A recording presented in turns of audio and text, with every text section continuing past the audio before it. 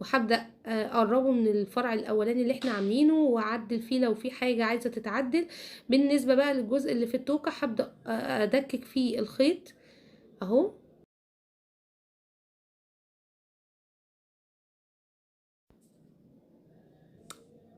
اهم حاجة الجزء اللي فيه التقاء التوكة مع الواير بحاول اخفيه او اجمله، ما بينش فيه التقاء الوايرات بتاعته بخرز. بحاول احط في الجزء ده خرز بشكل كويس وبشكل حلو، علشان اخفي شكل الواير، وفي نفس الوقت اجمل التوكة بالخرز بالشكل ده، بحيث ان انا مش بعد ما اخلص شغل التوكة اللي هو الخرز اللي انا بدخله فيها واعمل الفروع بيها، اجي الزق بعد كده بعد ما اخلص خالص. لا، انا بستخدم الخرز منه اني بجمل شكل التوكة، ومنه اني بخفي شكل الواير، ومني اني الواير نفسه كمان ما يشكش الشعر واحنا بنستخدم التوكة.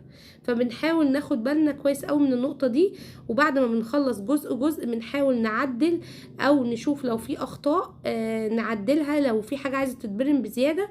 ودلوقتي هقص واير جديد وهبدأ ادخله في اخر خرزة انا اشتغلت فيها، وبعدين ابدأ الف بالشكل اللي انتوا شايفينه ده، وارجع ادخل الخرز واعمل الفروع بتاعتي. وزي ما قلت كل ما هنبدل ونحط خرز شكل مختلف واحجام مختلفة وانواع مختلفة، كل ما بيخلي شكل التوكة الطف بكتير وشكلها كمان شيك وقيم. اسفه طبعا ان انا مجريه الفيديو، بس انا بحاول ابين الفكره بدون ما اطول عليكم الفيديو، علشان ما تزهقوش مني. هنكرر العمليه دي اكتر من مره زي ما انتم شايفين. دخلت خيط تاني ودككته في الخرزه، وبدات ان انا الفه، وبدات ان انا اشتغل بنفس الطريقه وبنفس الفكره اللي احنا عملناها طول الفيديو اللي احنا شغالين عليه ده.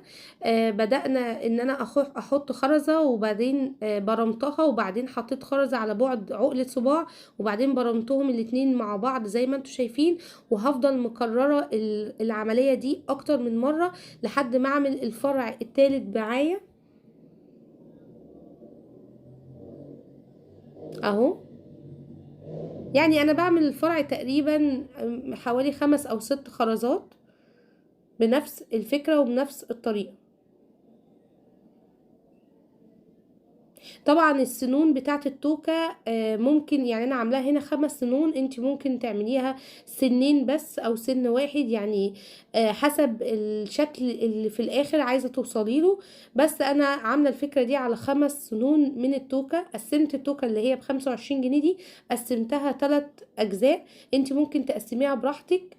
انا عاملاهم طقم مع بعضه، عملت التوكة 5 سنون، 2 مع بعض، واحدة في الناحية دي واحدة في الناحية دي، بحيث ان هي شكلها يبقى جميل في النهاية. بكده اكون خلاص قربت اقفل الفيديو ده. ان شاء الله في الفيديو اللي جاي هنكمل مع بعض شكل التوكة التحفة دي. وفي الحقيقة طالعة جميلة جدا جدا ووهمية. ما تنسوش تعملوا سبسكرايب للقناة وتفعلوا الجرس عشان يوصل لكم كل جديد. ولو في اي حاجة سيبوها لي في الكومنتات بإذن الله وهرد عليكم. وما تنسوش تشوفوا الفيديو الجاي بإذن الله، هنزله على القناة بكرة بالكتير عشان نكمل مع بعض شكل التوكة التحفة دي. والفترة الجاية هنعمل اشكال منها حلوة قوي. باي باي.